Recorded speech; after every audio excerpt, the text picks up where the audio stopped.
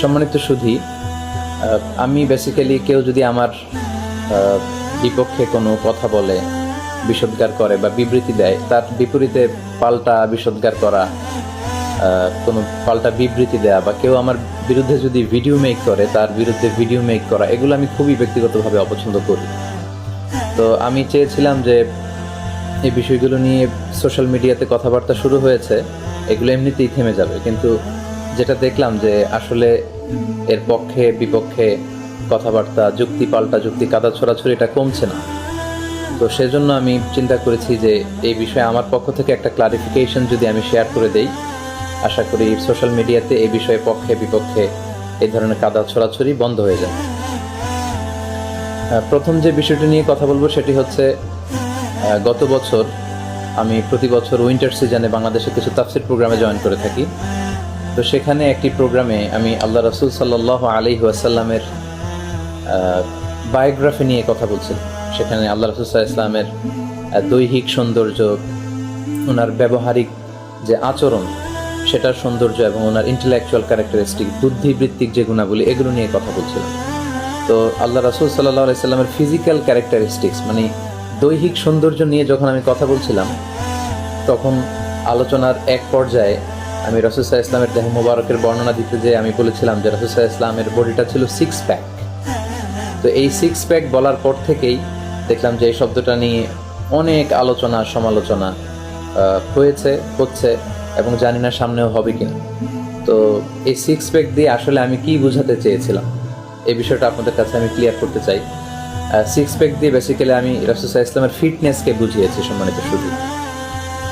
যেহেতু আমাদের আলোচনা, বিশেষ করে আমার আলোচনায় অনেক ইয়াং শ্রোতারা আসে, যুবক ভাইরা তারা আসে, তো তাদেরকে বোঝানোর জন্য অনেক সময় এমন কিছু আধুনিক পরিভাষা আমরা ব্যবহার করি যেটাতে আলোচনাটা খুব বেশি ইন্টারেক্টিভ হয় এবং তাদের বুঝতে খুব সুবিধা হয়।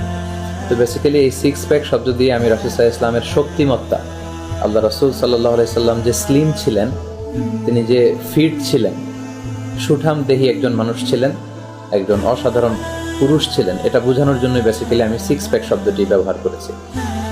এই 6 প্যাক দিয়ে কিন্তু আমি রাসূল সাল্লাল্লাহু আলাইহি ওয়াসাল্লামের শান এবং মানকে খাটো করার জন্য এই শব্দটি ব্যবহার করিনি। আপনারা যদি আমার পুরো আলোচনাটি শুনে থাকেন তাহলে আপনারা দেখবেন যে পুরো আলোচনা জুড়েই আমি রাসূলুল্লাহ সাল্লাল্লাহু আলাইহি ওয়াসাল্লামের ভূয়সী প্রশংসা করেছি।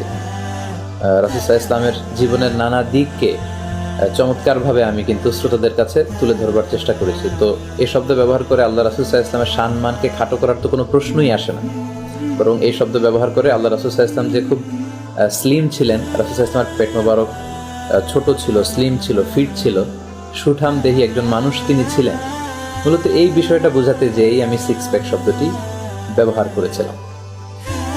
তো আমার এই 6 প্যাক শব্দের ব্যবহারের পর থেকে আমি শ্রোতাদের মাঝখানে বা আমার ব্যাপারে যারা ভিডিও মেক করেছেন তাদের বিভিন্ন নিচের কমেন্টসগুলো পড়ে বেসিক্যালি 3টা রিয়াকশন আমি দেখতে পেয়েছি আমার শ্রোতাদের মধ্যে থেকে।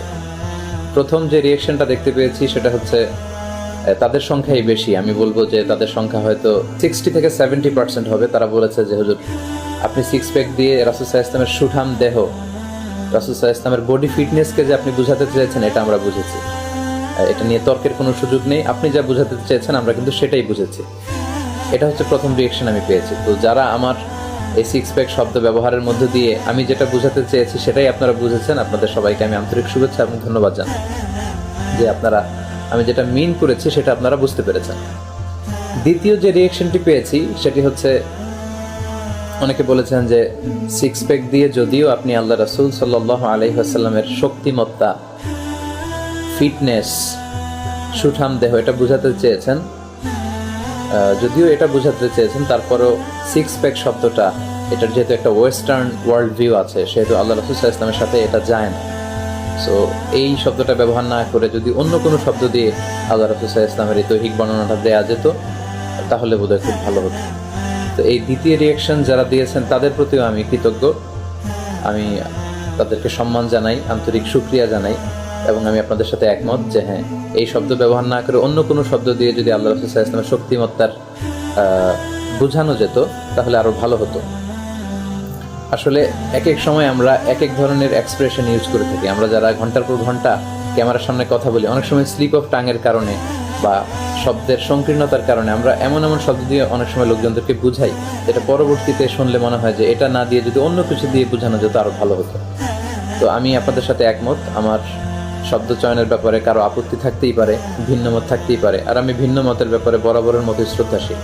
আমি ইনশাআল্লাহ ভবিষ্যতে আল্লাহ রাসূল সাল্লাল্লাহু আলাইহি ওয়াসাল্লামের যে কোনো বিষয়ে আলোচনা করবার সময় শব্দ চয়নে আরো সতর্ক থাকবার চেষ্টা করবো ইনশাআল্লাহ। 3 নাম্বার যে রিয়েকশনটি পেয়েছি সেটা হচ্ছে অনেকে এই 6 প্যাককে সেক্স প্যাকের সাথে তুলনা করেছেন, অদ্ভুত কিছু ব্যাখ্যা এনে কিছু অদ্ভুত ন্যারেটিভ দাঁড় করিয়েছেন, এবং কেউ কেউ তো এটাকে তাকফিরের পর্যায়ে নিয়ে গিয়েছেন, বলেছেন যে আমি কুফরি করে ফেলেছি, আমি কাফের হয়ে গিয়েছি।